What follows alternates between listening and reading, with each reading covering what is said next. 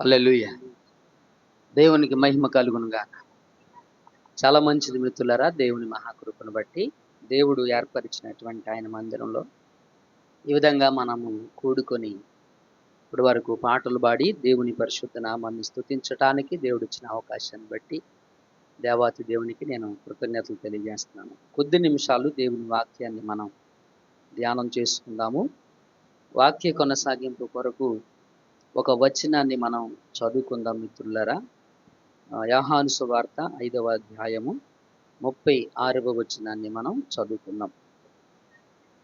అయితే యోహాను సాక్ష్యము కంటే నాకు ఎక్కువైన సాక్ష్యము కలదు. అది ఏమనినా, నేను నెరవేర్చుటకై తండ్రి ఏ క్రియలను నాకు ఇచ్చి ఉన్నాడో నేను చేయుచున్న ఆ క్రియలే తండ్రి నన్ను పంపి ఉన్నాడని నన్ను గూర్చి సాక్ష్యము ఇచ్చుచున్నవి. హల్లెలూయా. మిత్రులారా, మనము యోహాను సువార్త 5వ అధ్యాయాన్ని మనం ధ్యానం చేస్తూ ఉంటున్నాం. ఈ ధ్యానంలో అనేకమైనటువంటి అంశాలు ప్రభు తన వాక్యపు లోతుల్లో నుంచి మనతో మాట్లాడుకుంటూ వస్తున్నాడు. ఈ అధ్యాయంలో మనం చాలా విషయాలు నేర్చుకున్నాం. బెతస్దా కోనేరు దగ్గర 38 సంవత్సరాలు వ్యాధి చేత బాధపడిన వ్యక్తి, అతని విశ్వాస జీవితం, దేవుడు అతన్ని కాపాడినటువంటి విధానం, ఇవన్నీ కూడాను మనము చూసాం మిత్రులారా. తర్వాత విశ్రాంతి దినమున యేసుక్రీస్తు ఒక వ్యక్తిని స్వస్థపరచటం వల్ల యూదులకు కలిగిన ఆ అభ్యంతరం వల్ల యేసుక్రీస్తుని వాళ్ళు చంపాలి అని అనుకోవడం, ఆయనను హింసించడం అనేటువంటిది కూడా మనం చూస్తూ ఉంటున్నాం. అంత మాత్రమే కాదు, ఈ అధ్యాయంలో తనను హింసించినటువంటి యూదులకు, ఏ యూదులైతే ఆయనను చంపాలి అని అనుకుంటున్నారో వారికి ఆయన ప్రత్యక్షతను గురించి వివరించుకుంటూ వస్తూ ఉన్నాడు. అలా వివరించేటువంటి క్రమములోనే నేను దేవుని కుమారుడను అనే సంగతిని వాళ్ళకి చెప్పాడు. ఆయనకు సర్వాధికారము ఇవ్వబడిందని, తండ్రి తనంతట తాను ఎలాగూ జీవము కలిగి ఉన్నాడో కుమారుడునైనటువంటి నేను కూడాను అలాగే జీవమును కలిగి ఉన్నాను అని క్రీస్తు చెప్పినటువంటి మాటలు. ఆ తర్వాత మిత్రులారా, మనం గమనిస్తూ ఉండినట్లయితే యేసుక్రీస్తుకి తీర్పు తీర్చే సర్వాధికారము ఇవ్వబడింది అని పరిశుద్ధ లేఖనాలు చాలా స్పష్టంగా చెప్పారు. కనుక సర్వమానవాళికి ఆయన తీర్పు చేయబోతున్నాడు అనేటువంటి సత్యము మనం తెలుసుకున్నాం మిత్రులారా. ఆ తర్వాత వారిని ఇంకా కన్విన్స్ చేసేటువంటి ప్రయత్నంలో యేసుక్రీస్తుని విశ్వసించటానికి, ఆయన మీద నమ్మకము ఉంచటానికి, ఆయన నమ్మడానికి, దేవునిగా అంగీకరించటానికి, దేవునిగా విశ్వసించటానికి యూదుల అంతరంగము ఏమాత్రము కూడాను సహకరించినటువంటి ఒక సందర్భంలో యేసుక్రీస్తు వారితో విస్తరించి మాట్లాడుతూ చెప్పినటువంటి మాటలు 32 నుంచి 47 వచనాలు గనక మనం పరిశీలనాత్మకంగా చూస్తే, యేసుక్రీస్తు యూదులకు ఒక అంశాన్ని తెలియజేస్తూ ఉంటున్నాడు. ఏంటి అదంటే, యేసుక్రీస్తుని గురించి కొంతమంది సాక్ష్యం చెప్పారు. యేసుక్రీస్తు ఎవరో కొంతమంది సాక్ష్యము చెప్పారు. ఆయన ఎవరు, ఆయన ఏమై ఉన్నాడు, ఆయన ఎలాంటి వాడు అని సాక్ష్యం చెప్పడం అనేటువంటిది చాలా ప్రాముఖ్యం. సాక్ష్యం అనేటువంటిది చాలా ప్రాముఖ్యం. సాక్ష్యము వలన నిజం అనేటువంటిది నిర్ధారణ చేయబడుతుంది. సాక్ష్యం చెబితేనే నిజ నిర్ధారణ అనేటువంటిది జరుగుతుంది. సాక్ష్యాలు అనేటువంటివి లేకపోతే నిజం అనేటువంటిది మరుగు పడిపోయే ప్రమాదం ఉంటుంది. దేవుడు తనను గురించినటువంటి సాక్ష్యాలను మనకు మరుగు చేయలేదు. మనకు మరుగు చేయలేదు. ప్రతి సాక్ష్యాన్ని ఆయన బయలుపరిచాడు. ప్రతి సాక్షిని ఆయన ఆ పూర్వపు దినముల నుంచి కూడాను ఈ రోజు వరకు కూడాను దేవుడు తనను గూర్చినటువంటి సాక్ష్యాన్ని దేవుడు మరుగుపరచలేదు మిత్రులరా.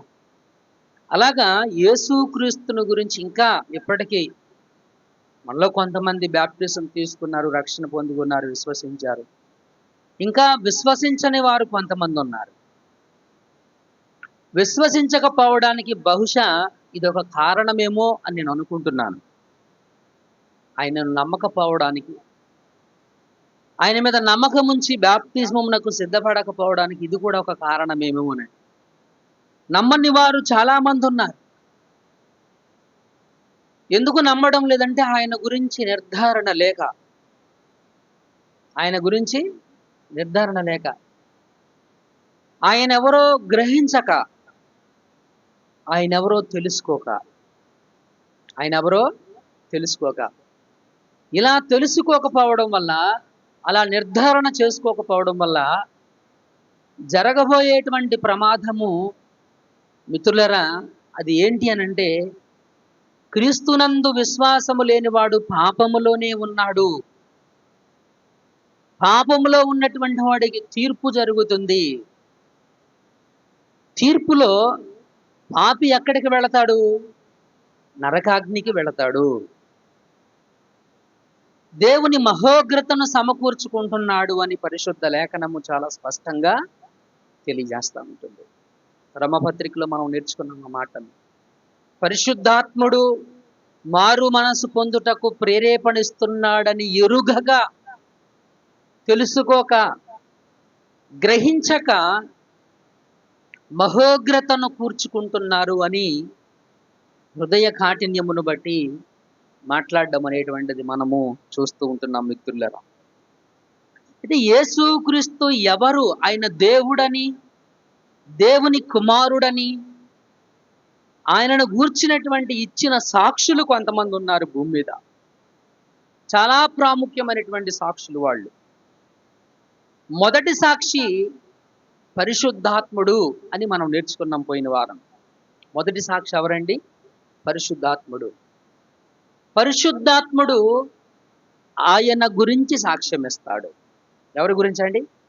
యేసుక్రీస్తుని గురించి సాక్ష్యం ఇస్తాడు. పరిశుద్ధాత్ముడి పని అదే, ఆయన గురించి సాక్ష్యం ఇవ్వడం. తర్వాత రెండవ సాక్షి బ్యాప్టిజం ఇచ్చు యోహాను. యోహాను యొక్క సాక్ష్యాన్ని మనం చూసాం. ప్రజలు అడిగారు ఆయనను, నువ్వు క్రీస్తువా? కాదు. ఏలియావా? కాదు. మరి ఎవరు నీవు? అరణ్యములో వినపడు ఒక శబ్దాన్ని. అరణ్యములో వినపడు క్రీస్తును గూర్చి సాక్ష్యము చెప్పడానికి వచ్చిన వాడను. క్రీస్తును గురించి సాక్ష్యం చెప్పడానికి వచ్చిన వాడను. ఏమని సాక్ష్యం చెప్పాడు? లోక పాపములను మోసుకొని పోవు గొర్రెపిల్ల. నేను ముందొచ్చాను, నా వెనకాల వస్తాడైనా, నాకంటే గొప్పవాడైనా. ఆయన చెప్పుల వారు విప్పుటకు నేను పాత్రుడను కాదు. ఆయన నాకంటే ముందున్నాడు. ఆయన నా వెనుక వస్తున్నటువంటి వాడు రేపు సర్వమానవాళిని కూడాను తీర్పు చేయబోతున్నాడు. ఆయన చేట ఆయన చేతిలో ఉంది. పొట్టంతటిని కూడా ఏం చేస్తాడు? ఆయన ఆరని అగ్నితో కాల్చివేస్తాడు. తీర్పు తీర్చేవాడు యేసుక్రీస్తే అని సాక్ష్యం ఇచ్చుకుంటూ వచ్చాడు మిత్రులారా. ఈరోజు మరికొన్ని సాక్ష్యాలు మనం చూడాలి. యేసుక్రీస్తు దేవుడని పరిశుద్ధాత్ముడు యోహాను మాత్రమే కాదు, ఇంకా ఉన్నారు. మొత్తం 7 సాక్ష్యాలు ఉన్నాయి బైబిల్ గ్రంథంలో. మొత్తం 7 సాక్ష్యాలు. 7లో మనం 2 చూసాం. పరిశుద్ధాత్ముడు, యోహాను సాక్ష్యం మనం చూసాం.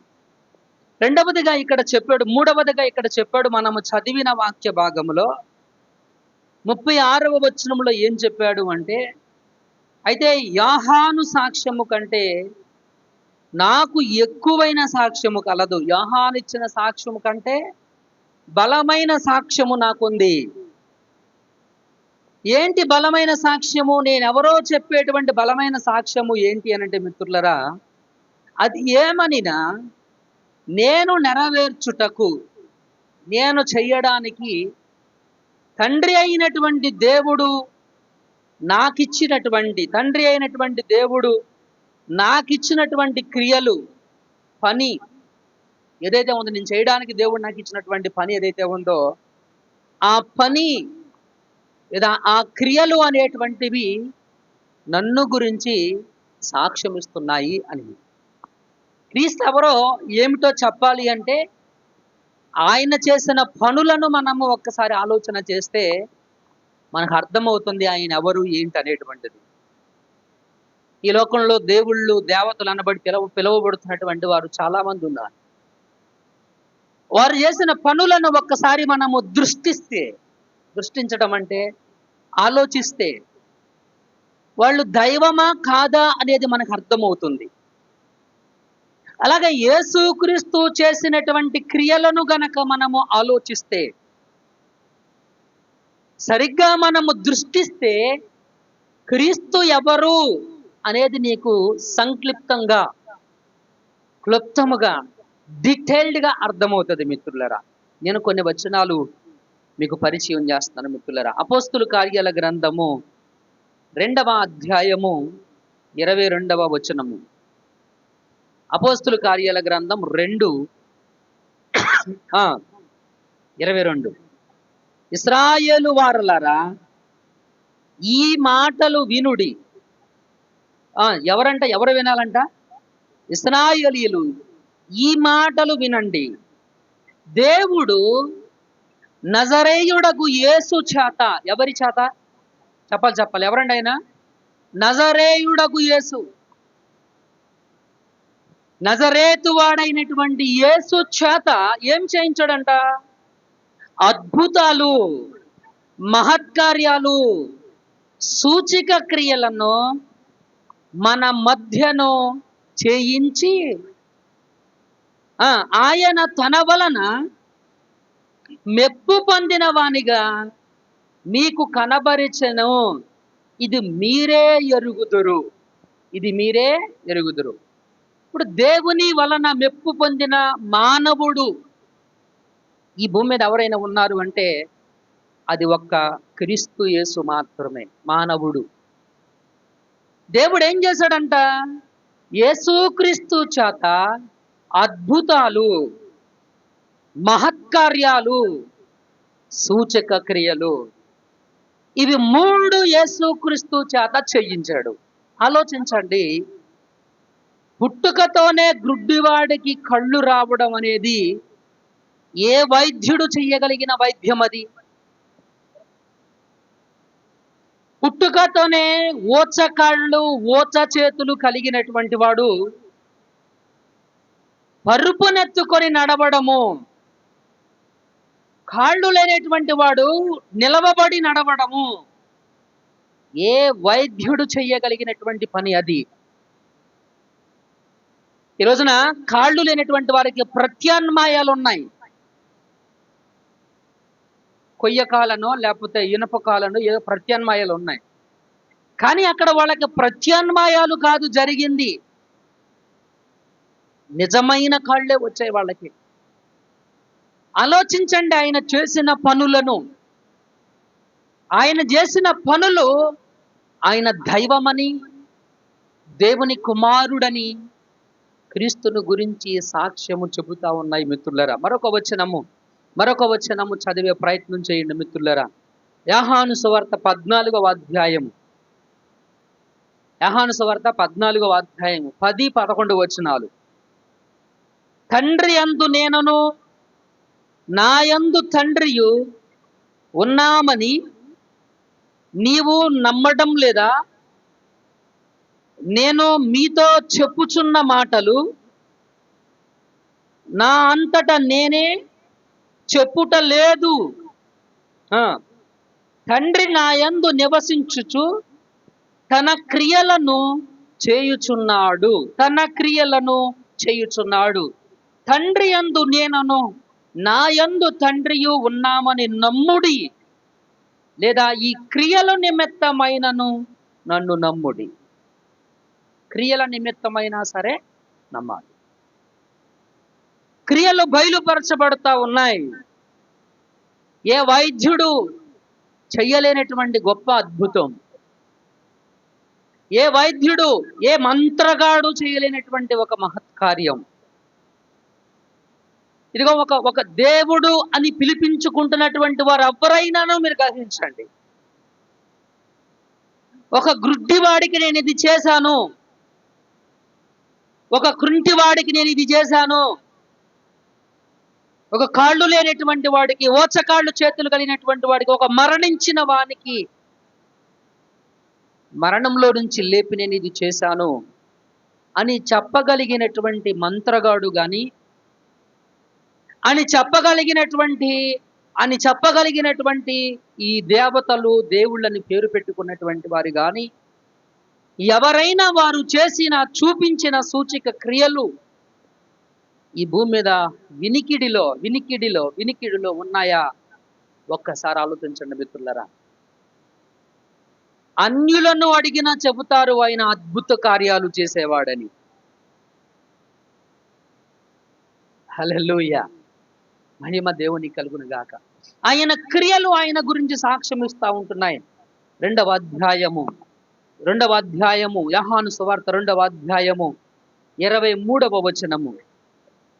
ఆయన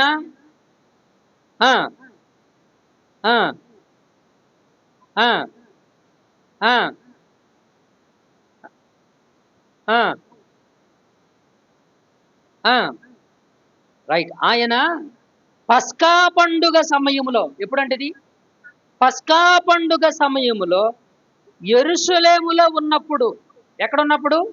యెరూషలేములో ఉన్నప్పుడు, ఆ పండుగలో అనేకులు, చాలా మంది ఆయన చేసిన సూచిక క్రియలను చూసి ఆయన నామమందు విశ్వాసం ఉంచారంట. ఈ రోజున మనం ఒక్కసారి ఆలోచన చేద్దాం. ఎన్ని క్రియలు మన జీవితంలో చేసినా టిల్టుడే మనం ఇచ్చే సాక్ష్యం ఏంటి అనంటే, ఆయన ఇంకా నాకేమీ చెయ్యలేదు అనేటువంటి మాట.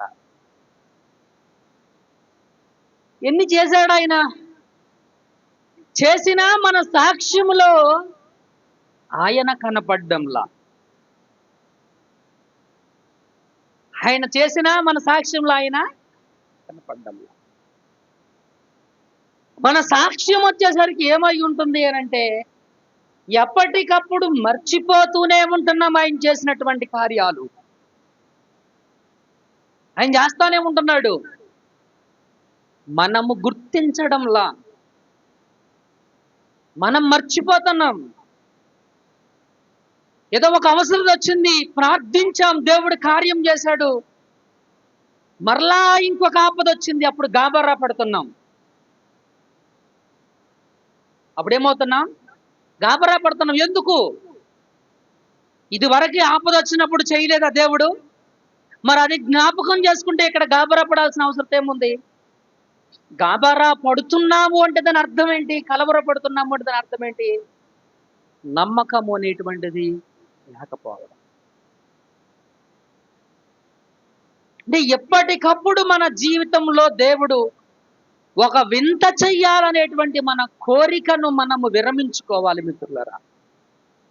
హి హ్యాడ్ డన్, ఈజ్ ఏబుల్. ఆయన చాలా కార్యాలు మన జీవితంలో చేశాడు. నువ్వు నిజమైనటువంటి సాక్షివి అయితే ఆపద సంభవించిన ప్రతిసారి ఒక వింత కోరుకోవు. నీకు అర్థమవుతుందన్న మాట? ఆపద సంభవించిన ప్రతిసారి ఒక వింతను కోరుకోవు, విశ్వాసాన్ని చూపిస్తావు. దేన్ని చూపిస్తామండి? విశ్వాసాన్ని చూపిస్తాం. ఆపద సంభవించిన ప్రతిసారి విశ్వాసాన్ని కనుబరుస్తాం.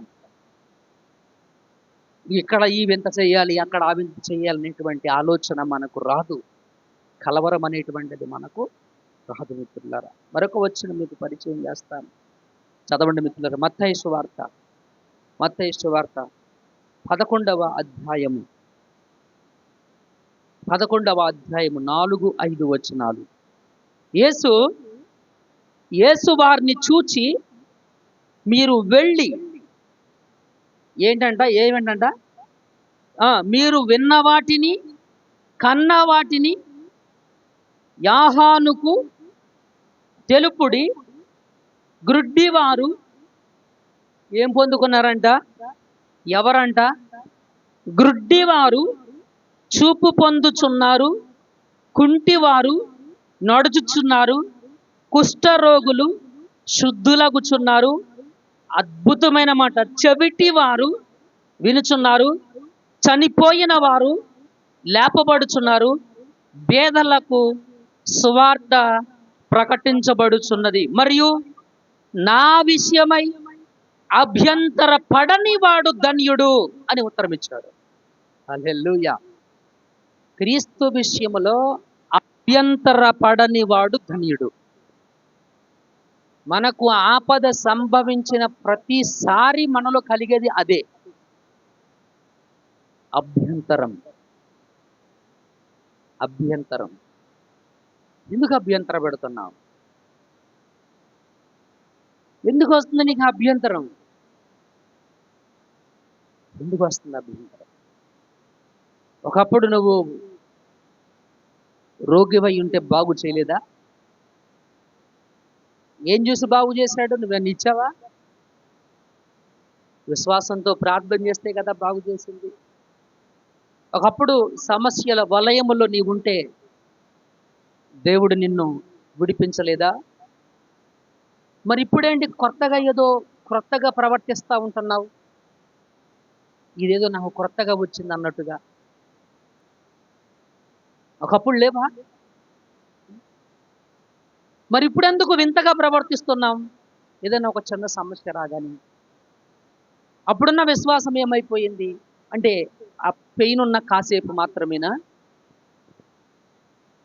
ఆ నొప్పి ఉన్న, ఆ ఆపద ఉన్న కాసేపు మాత్రమేనా ఆ విశ్వాసం? ఆలోచించండి మిత్రులారా. ఒకసారి ఆలోచన చేయండి. క్రీస్తు ఎవరు అనేటువంటిది, ఆయన చేసిన పనులు ఆయన గురించి సాక్ష్యము ఇస్తూ ఉంటున్నాయి. మరొక వచనం చూద్దామా? యోహాను సువార్త 9:30-33 వచనాలు. 9. వారి కన్నులు తెరవబడెను. అప్పుడు యేసు, ఇది ఎవరికిని తెలియకుండా చూచుకొనుడి. వారికి ఖండితముగా. యోహాను సువార్త 9:30 వచనమేనా? అందుకు ఆ మనుష్యుడు, ఆయన ఎక్కడి నుండి వచ్చునో మీరు ఎరుగకపోవుట ఆశ్చర్యమే. ఆయన నా కన్నులు తెరిచెను. దేవుడు పాపుల మనవి ఆలకింపడని ఎరుగుదుము. ఎవడైనా దేవభక్తుడయ్యుండి ఆయన చిత్తము చొప్పున జరిగించిన ఎడల ఆయన వాని మనవి ఆలకించును. పుట్టి గ్రుడ్డివాని కన్నులు ఎవరైనాను తెరచినట్టు లోకము పుట్టినప్పటి నుండి వినబడలేదు. ఈ మాట మీరు ఎంత ఆశ్చర్యకరమైనటువంటి మాట. పుట్టి గ్రుడ్డివాడైనటువంటి వాని కన్నులు ఎవరైనా తెరిచినట్లుగా ఎక్కడైనా సరే మనం ఎప్పుడైనా సరే విన్నామా, కొని చూసామా? ఇది ఎవరు చేయగలిగినటువంటి క్రియ? దేవుడు మాత్రమే చేయగలిగినటువంటి క్రియ. యేసుక్రీస్తు దేవుడని, ఆయన చేసిన క్రియలు ఆయన గురించి సాక్ష్యం ఇచ్చుచున్నాయి మిత్రులారా. అంత మాత్రమే కాదు కానీ యేసుక్రీస్తుని గురించి మరొక సాక్ష్యం ఉంది. 37వ వచనం చదవండి. మరియు నన్ను పంపిన తండ్రియే నన్ను గురించి సాక్ష్యం ఇచ్చుచున్నాడు. ఎవరంట? తండ్రి సాక్ష్యం. యేసుక్రీస్తును గురించి 7 సాక్ష్యాలు ఉన్నాయి. మొదటిగా సాక్ష్యం ఇచ్చింది పరిశుద్ధాత్ముడు. రెండవ సాక్ష్యము బాప్తిజం ఇచ్చి యోహాను. మూడవ సాక్ష్యము ఆయన చేసిన పనులు. నాలుగవ సాక్ష్యము తండ్రి అయినటువంటి దేవుడు. తండ్రి అయినటువంటి దేవుడు. Yes. తండ్రి అయినటువంటి దేవుడు సాక్ష్యం ఇచ్చాడు యేసుక్రీస్తు ఎవరో. నిర్గమాకాండం 20వ అధ్యాయము 19వ వచనం. త్వరగా తీయాలి మీరు. నిర్గమాకాండం 20వ అధ్యాయం 19వ వచనం. నిర్గమాకాండం. నీవు మాతో మాట్లాడుము, మేము విందుము. దేవుడు మాతో మాట్లాడిన ఎడల ఏమైపోతామంట? మేము చనిపోవుదము. అందుకు మోసే, భయపడకుడి, మిమ్ములను పరీక్షించుటకును మీరు పాపము చేయకుండునట్లు ఆయన భయము మీకు కలుగునకును దేవుడు వేంచేసనని ప్రజలతో చెప్పాను. హల్లెలూయా. ఏమిటండి? అందుకు మోసే, మీరు భయపడొద్దు, మిమ్మలను పరీక్షించడానికి దేవుడు వచ్చాడు. దేవుడు వచ్చాడు. యేసు క్రీస్తును గూర్చినటువంటి సాక్ష్యం మోసే చెబుతున్నాడు. పరిశుద్ధ వాక్యాలు చెబుతా ఉన్నాయి. తండ్రి అయినటువంటి దేవుడు వచ్చాడు. ఆయనకు పేరు పెడతారంట, ఆశ్చర్యకరుడు, ఆలోచనకర్త, బలవంతుడైన దేవుడు, నిత్యుడగు తండ్రి, సమాధాన కర్త. ఆయన పేర్లు. తండ్రి అయినటువంటి దేవుడు ఇచ్చినటువంటి సాక్ష్యము. మరొక వచనము మత్తయి సువార్త 17:5. మత్తయి సువార్త 17వ అధ్యాయము 5వ వచనము. అతడు ఇంకను మాట్లాడుచుండగా ఇదిగో ప్రకాశమానమైన ఒక మేఘము వారిని కమ్ముకొనెను. ఇదిగో ఎవరంట? అక్కడ సరిగ్గా చదువు ఒకసారి. ఈయన నా ప్రియ కుమారుడు, ఈయన యందు నేను ఆనందించుచున్నాను, ఈయన మాట వినుడని ఒక శబ్దము ఆ మేఘములో నుండి పుట్టెను. హల్లెలూయా. దేవునికి మహిమ కలుగును గాక. మరొక వచనం అదే అధ్యాయములో, అదే సువార్త పత్రికలో 3వ అధ్యాయం 17వ వచనం. అదే సువార్త పత్రిక 3:17. మరియు ఇదిగో ఈయనే నా ప్రియ కుమారుడు, ఈయన యందు ఈయన నా ప్రియ కుమారుడు, ఈయన యందు నేను ఆనందించుచున్నాను. తండ్రి అయినటువంటి దేవుని యొక్క సాక్ష్యం ఎక్కడి నుంచి వచ్చిందంట? శబ్దం ఆకాశంలో నుంచి వచ్చింది. మిత్రులారా, ఏ మానవుడు కూడాను ఎప్పుడు కూడాను దేవుణ్ణి చూడలేదు. ఇశ్రాయేలీయులు కూడా దేవుణ్ణి చూడలేదు. మరి దేవుని గురించి వాళ్ళు ఎలా తెలుసుకున్నారు? శబ్దము విని. ఏము విని? ఆయనను గూర్చినటువంటి శబ్దము, ఆయన వాయిస్. మానవుడెవ్వడ కూడాను దేవుణ్ణి చూడలేదు. చూసిన మానవుడెవ్వడు కూడాను లేడు. ఒకవేళ ఈ భూమి మీద పోయిన రాత్రి నేను దేవుణ్ణి చూశాను అనే మాట ఎవడైనా చెప్పాడు అని అంటే అది పూర్తిగా అబద్ధం. అది పూర్తిగా అబద్ధం. ఎందుకంటే మానవుల సాక్ష్యాన్ని దేవుడు అంగీకరించాడు. మానవుల కంటే గొప్ప సాక్ష్యము తండ్రి అయిన దేవుని సాక్ష్యము. మానవుల కంటే గొప్ప సాక్ష్యము ఆయన చేసిన పనులు. మానవుల కంటే గొప్ప సాక్ష్యము పరిశుద్ధాత్ముడిచ్చేటువంటి సాక్ష్యం. ఎందుకంటే వాక్యము చెప్పింది ఏమనంటే, ఏ మానవుడు ఎప్పుడు దేవుణ్ణి చూచి ఉండలేదు. ఏ మానవుడు కూడా ఎప్పుడు దేవుణ్ణి చూచి ఉండలేదు, చూడడు, చూడనేరడు. Impossible. It's not a possible thing. దైవాన్ని చూసేటువంటి మానవుడు ఎవరు కూడా లేదు. కానీ వీళ్ళు ఒక శబ్దము ఆకాశంలో నుంచి రావడం అనేటువంటిది వీళ్ళు విన్నారు. ఆకాశంలో నుంచి వచ్చిన శబ్దము, స్వరము వారికి ఏమి చెప్పిందంటే, ఈయన నా ప్రియ కుమారుడు, ఈయన యందు నేను ఆనందించుచున్నాను, ఆయన మాట మీరు వినండి. అదే కదా చెప్పింది మత్తయి సువార్తలో, ఆయన మాట మీరు వినండి. మరొక మాట చివరిగా యోహాను సువార్త 6:27. 6వ అధ్యాయం 27వ వచనం.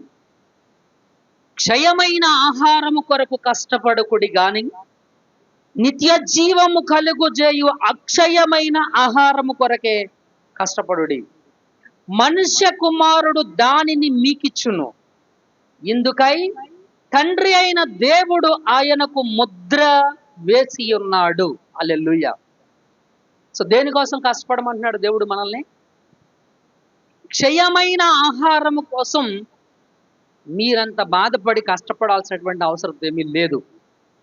అర్థమవుతుందా? నిత్య జీవము కోసము మీరు కష్టపడండి. ఆ నిత్య జీవము ఎవరు మీకు ఇస్తారు అని అంటే యేసుక్రీస్తు మీకు ఇస్తాడు. యేసుక్రీస్తుని ముద్రించాడు దేవుడు అది మీకు ఇవ్వడానికి. ఇదే యోహాను సువార్త ఒక మాట చెప్పాడు మిత్రులారా, 3వ అధ్యాయంలో. ఇందాక నేను చదివాను. 17వ వచనం ఇలా చెప్పింది. 3వ అధ్యాయం 17. లోకము తన కుమారుని ద్వారా రక్షణ పొందుకొనుటకే కానీ లోకమునకు తీర్పు తీర్చుటకు దేవుడు ఆయన లోకంలోనికి పంపలేదు. ఆయన యందు విశ్వాసం ఉంచిన వానికి తీర్పు తీర్చబడదు. విశ్వసింపని వాడు దేవుని కుమారుని నామమందు విశ్వాసం ఉంచలేదు గనుక వానికి ఇంతకు మునిపే తీర్పు తీర్చబడింది. హల్లెలూయా. ప్రభునందు ప్రియమిత్రులరా, పరిశుద్ధ వాక్యము చాలా స్పష్టంగా తెలియజేస్తూ ఉంటుంది. ప్రియ యవనస్తుడా, ప్రియ సహోదరి సహోదరుడా, ఈరోజు చాలా మంది ప్రభు బలారాధనలో పార్టిసిపేట్ చేశారు. Really very happy. But still రొట్టె ద్రాక్షరసం మిగిలి ఉన్నది. ఎందుకు మిగిలి ఉన్నదో తెలుసా? రక్షణ పొందుకోవలసినటువంటి వారు ఉన్నారు. మారు మనసు పొందుకోవలసినటువంటి వారు ఉన్నారు.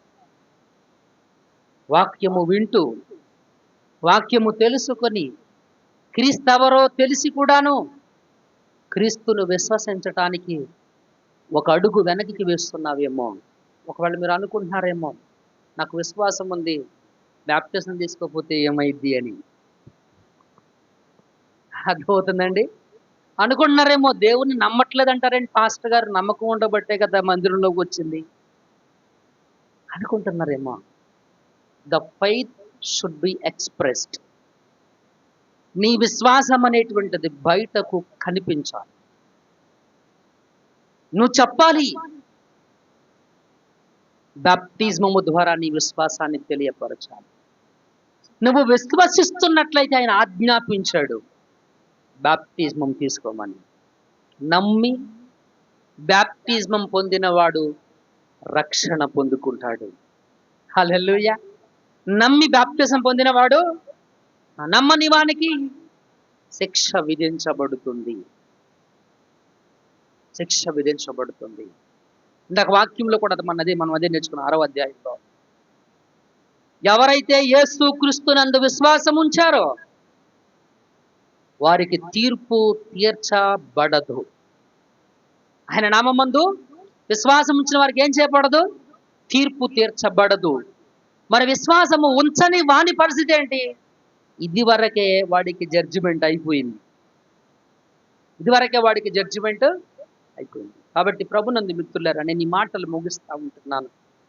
ఇంకా రక్షణ పొందుకోవాల్సినటువంటి మీకు ప్రభు చెబుతున్నటువంటి సాక్ష్యం, యేసుక్రీస్తు ఎవరు? పరిశుద్ధాత్ముడు ఇచ్చిన సాక్ష్యం ఉంది. యేసుక్రీస్తు ఎవరో, ఆయన ఏమై ఉన్నాడో బాప్తిజమం ఇచ్చిన యోహాను సాక్ష్యం ఉంది. యేసుక్రీస్తు ఎవరో, ఆయన ఏమై ఉన్నాడో ఆయన చేసిన క్రియలు మనకు సాక్ష్యంగా ఉన్నాయి. యేసుక్రీస్తు ఎవరో, ఆయన ఏమై ఉన్నాడో తండ్రి అయిన దేవుడిచ్చిన సాక్ష్యం ఈ గ్రంథములో లిఖితమయ్యింది.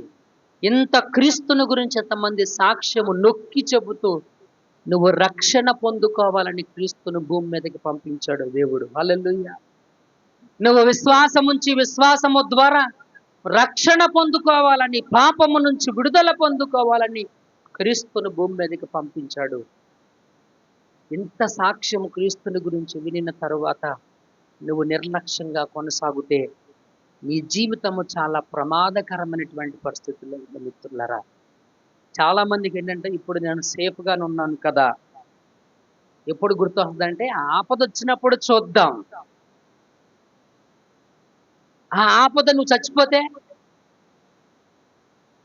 విశ్వసించకుండానే, రక్షణను ప్రకటించకుండానే, విశ్వాసాన్ని బయలుపరచకుండానే నువ్వు మరణిస్తే, ఆ ఆపద వచ్చిన క్షణంలోనే మరణిస్తే, you will get in to the hell. అందుకు కాదు యేసుక్రీస్తు వచ్చింది, నువ్వు నరకానికి వెళ్ళడానికి కాదు, నిన్ను పరలోక రాజ్యము తీసుకువెళ్ళడానికి ఆయన వచ్చాడు. కాబట్టి ప్రియమిత్రులారా, క్రీస్తునందు విశ్వాసం ఉంచి రక్షణ మారు మనసు పొందుకోవాలని ప్రభువుని బట్టి మీకు ఆజ్ఞాపిస్తున్నాను. పరిశుద్ధాత్మ దేవుడు, తండ్రి అయినటువంటి దేవుడు ఇచ్చినటువంటి ఆజ్ఞ అదే. అంతటా అందరూ మారు మనసు పొందాలని దేవుడు ఆజ్ఞాపిస్తున్నాడు. నీకు నిజంగా విశ్వాసం ఉంటే మారు మనసు రక్షణ పొందుకో, బాప్తిసానికి సిద్ధపడు. కొద్ది మాటలు దేవుడు దీవించిన గాక. మోకరించండి, ప్రార్థన చేద్దాం. దేవుని పరిశుద్ధ వాక్యాన్ని మనము విన్నాము.